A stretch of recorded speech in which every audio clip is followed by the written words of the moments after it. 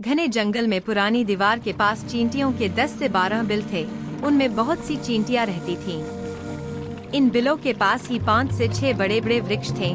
चींटियां उनके नीचे खुश रहती थीं।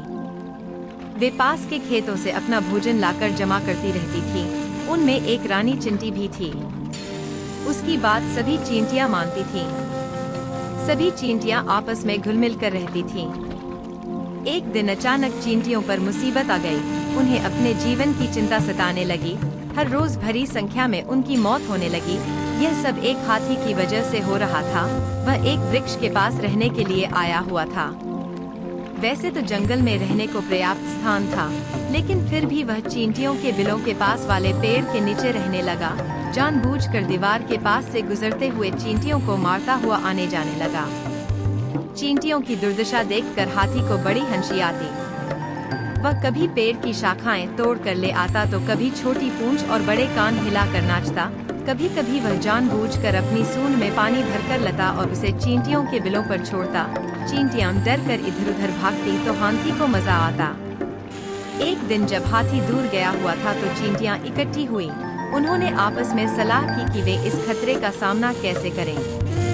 अंत में यह तय हुआ कि 200 चींटियों का एक प्रतिनिधि मंडल हाथी के पास जाए और उसके सामने अपनी बात रखे। 200 चींटियां हाथी के पास पहुंची। उनमें से एक ने हाथी से कहा, भाई, आप हमारे पड़ोसी हैं। हमें मिलजुल कर रहना चाहिए, लेकिन आप अपना पड़ोसी का कर्तव्य नहीं निभा रहे हैं। आपने हमारे घर तहस नहस कर दिए हैं। आपको इस तरह नहीं करना चाहिए। सारी बात सुनकर हाथी सूंड हिलाकर जोर से बोला, अरे भिखारिनों, अपना पाठ अपने पास रखो, मुझे मत सिखाओ। यदि तुम्हें डर है तो यह जगह छोड़ दो। चींटियों ने हाथी को बहुत समझाना चाहा, लेकिन वह कुछ सोचने समझने के बजाय गुस्सा हो गया। अतः चींटियां निराश होकर लौट पड़ी। हाथी को अपनी ताकत पर बड़ा घमंड था। वह निरीह चींटियों से समझौता करना नहीं चाहता था। उसने अपना व्यवहार नहीं बदला।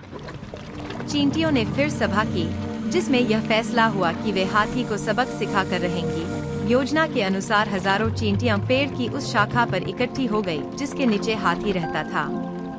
हाथी आकर उस पेड़ के नीचे खड़ा हुआ, तब उसका सिर उस शाखा से छू रहा था।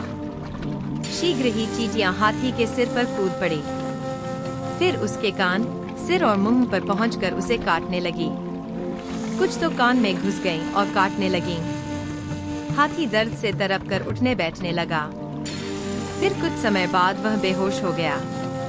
इसके बाद चींटियां अपने अपने घरों को लौट गईं। कुछ समय बाद हाथी आया और पहले की तरह वह फिर घूमने लगा। अगले दिन चींटियों ने फिर वही बात दोहराई। चींटियों ने हाथी के कान, नाक, सूंड में खूब कटा। तीसरे दिन हाथी चींटियों के बिल की तरफ आ रहा था। इस बार उसके कान पहले की तरह नहीं हिल रहे थे। सूंड भी शांत थी।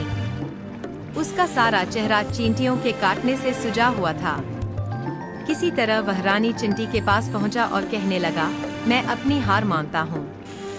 आगे से मैं किसी चींटी को नहीं सताऊंगा, परंतु अब मुझे भी आपकी चींटियां तंग ना करें। मैं क्षमा मांगता हूँ। यह कहकर हाथी ने अपने घुटने टेक दिए। रानी चींटी ने कहा, भाई हाथी, उठो, तुम हमारे पड़ोसी हो। हम तो तुम्हें पड़ोसी का सम्मान करना सिखाना चाहती थी। जब हमारे पड़ोसी ने हम पर अचानक हमला किया तो हमने भी अपनी ताकत दिखा दी। हाथी शर्मिंदा हुआ। उसने कहा, बहनों, तुम सब बहुत अच्छी हो और ताकतवर भी। मैं अब यहाँ से विदा लेता हूँ। यह कहकर हाथी सिर झुकाकर वहाँ से चला गया। इस तरह चींटियों का दुख दूर हो गया। शिक्षा, बड़ी से बड़ी मुसीबत भी आपस में एकता बनाकर और विचार विमर्श करके हल किया जा सकता है।